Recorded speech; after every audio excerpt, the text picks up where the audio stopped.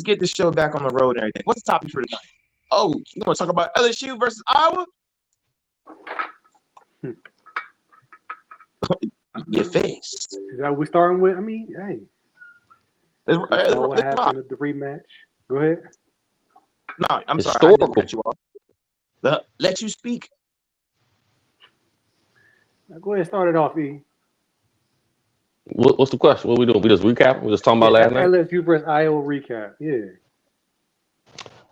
I think the biggest thing is probably one of the most watched games, I think, anybody of women's basketball. I don't know the exact numbers. I think it is the most. Correct me if I'm wrong. And going back to what we talked about last year, when I think it was at that time one of the highest watched women's basketball game, the championship game, and us talking about how can the WNBA improve its viewership numbers.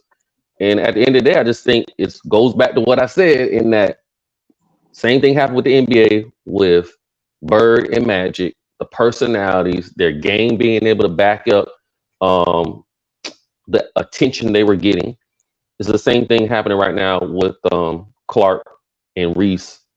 The attention they're getting, they're backing it up when they go out and play on the court. So people want to see that. And it showed by the viewership last night, 40 points by Clark.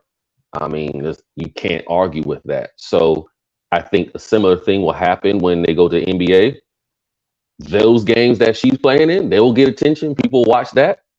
But I don't foresee overall the WNBA rivaling the NBA. That still won't happen, obviously. But they will see an increase in viewership. But it goes back to when you have people actually performing on the court and doing things that people want to see, you get people to pay attention. So I thought they did a great job last night, and it showed.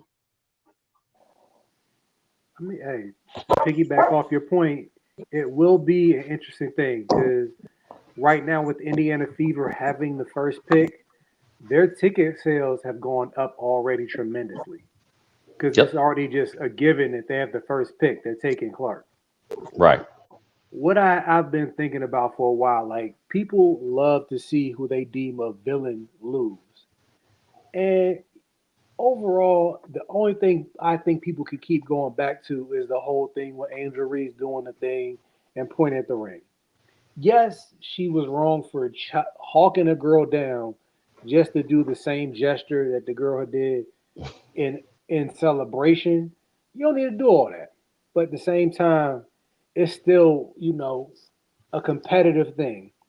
And what I don't like right now is people are taking a minute and 27-second clip and treating it like it was the entire post-game interview. And they're misconstruing an answer to a question to her entire thoughts about the game and her season. She was literally asked about her teammates and how she feels about her teammates, which in fact her teammates love her. Let's be honest. Her team, they surround her and she loves them. You can see their camaraderie. Can't say the same thing about Iowa. I'm just saying. I'm not knocking Caitlin as a teammate, but you don't really see them. You don't see her being the first one to pick somebody up that got knocked over.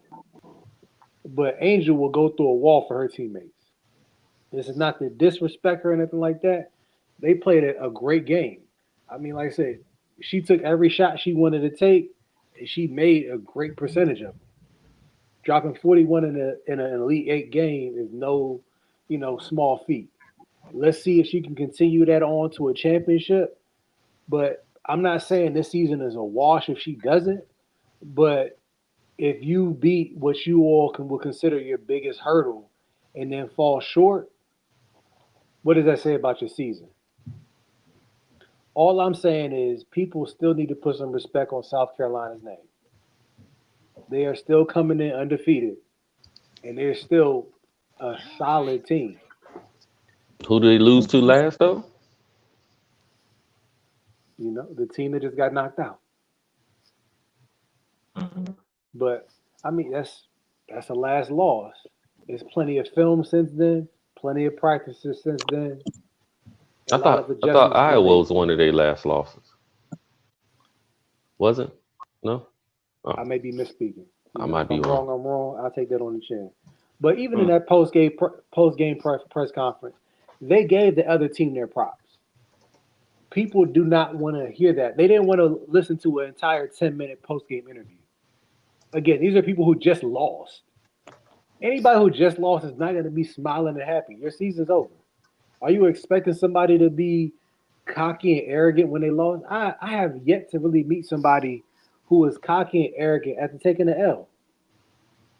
Yeah, you want to give somebody a props, at the same time, you're gonna address the questions asked. And one thing I heard them say was, "Hey, there's no excuse. They were the better team." People glaze that over because they see tears, because they see somebody who they saw as the villain lose. Yeah, she leaned into it. Because what is it going to do in this society? You have to lean into what people are going to pay for. They paid the NIL money. Yeah, because she got the money and she lost her amateurism, I guess you could say, because of that. People want to make her a villain. Okay. End of the day, she's still a great player. She still came out there, and a lot of people say she was still the second best player on the court last night. Go ahead,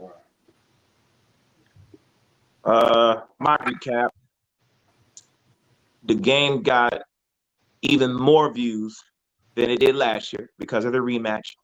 You know, that's something to keep in mind. Where we many episodes ago, when I said about that women's basketball need a little bit of controversy, a little bit of something in order to bring some attention to themselves. And Caitlin Clark and Angel Reese are responsible for that. You know what I mean? It wasn't just their play, but it was the other things that came along with it.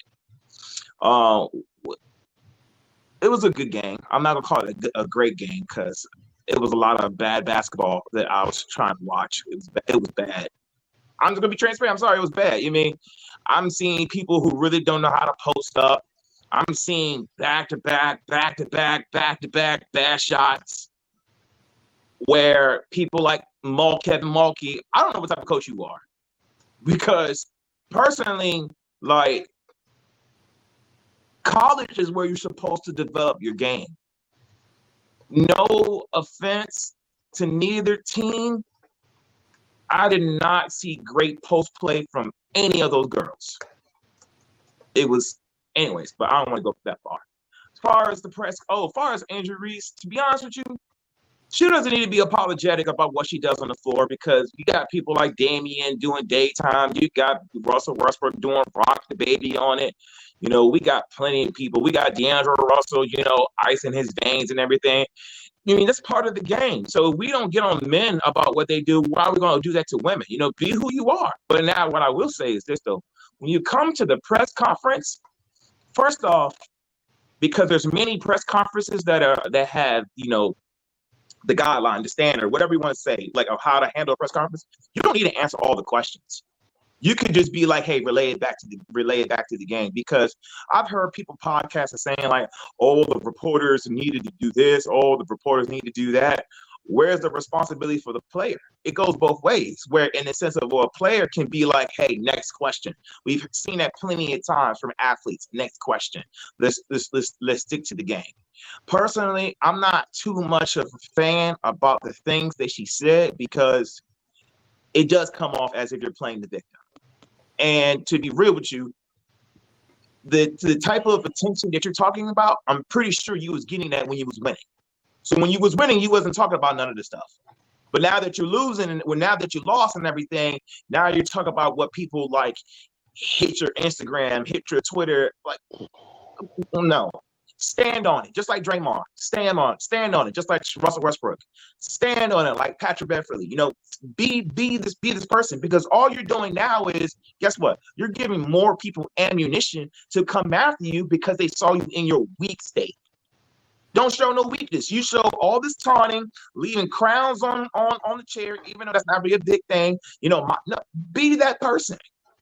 Because honestly, I don't like the fact personally that she leaned on being the villain. I don't like that because who gave her that? Personally, I don't like that. Like we don't call certain players villains. We call them other things, but we don't call them villains. I've never heard Draymond being called a villain. You know what I mean? I've heard him being called a bully or help me out, E. What we call Draymond? Like, It would say like he's dirty or things. Yeah, dirty player. Yeah, that's the only thing I've ever heard. Really, I've never heard of called villain though. Yeah. What has she really done to be called a villain though? She did a hand gesture one time.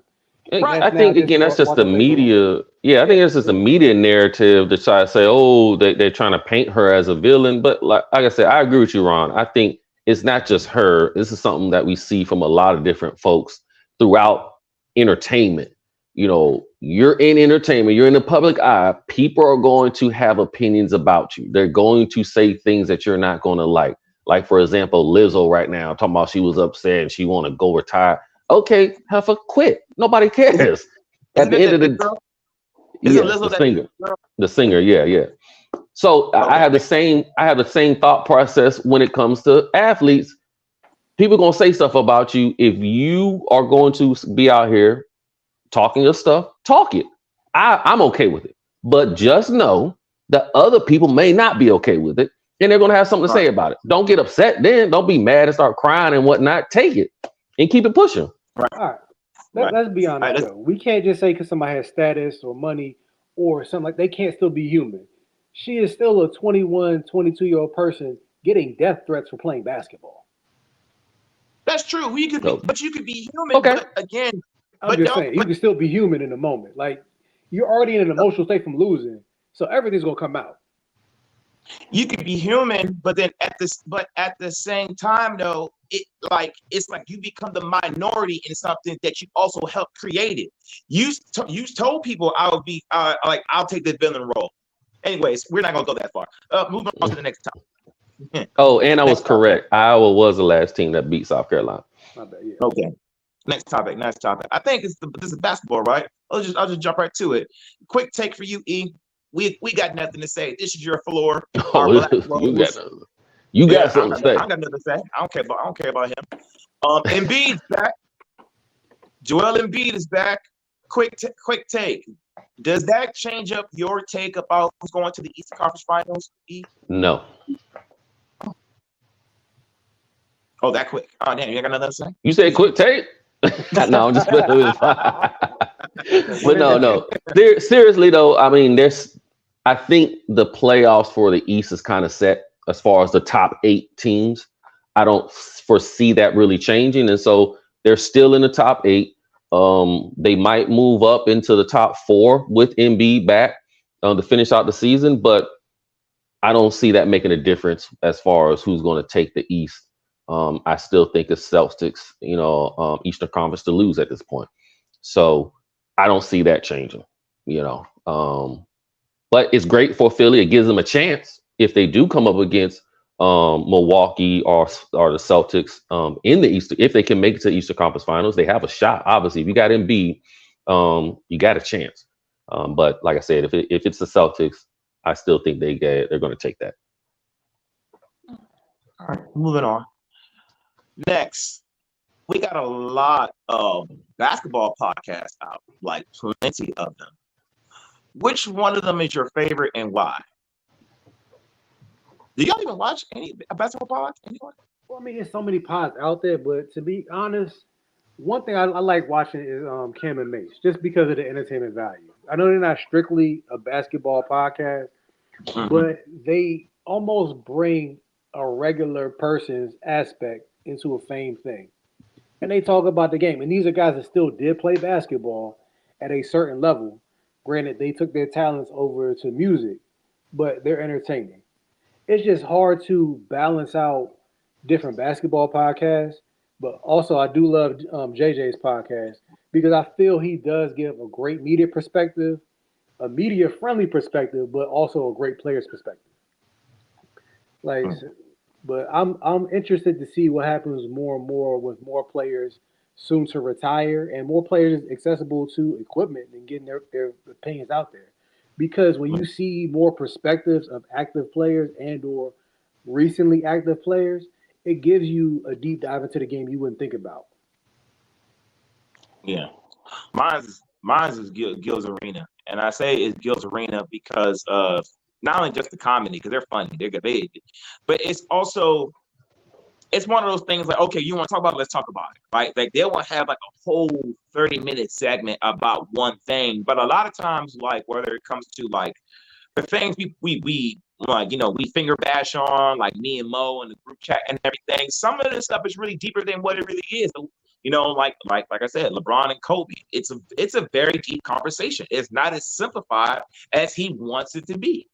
Like no, there's a lot that goes into it. So that's why I like the Gills Arena, and plus it helps me even learn more about the person and how they became successful and what their motive was when they were playing basketball, and some of the other background backstories that I've heard.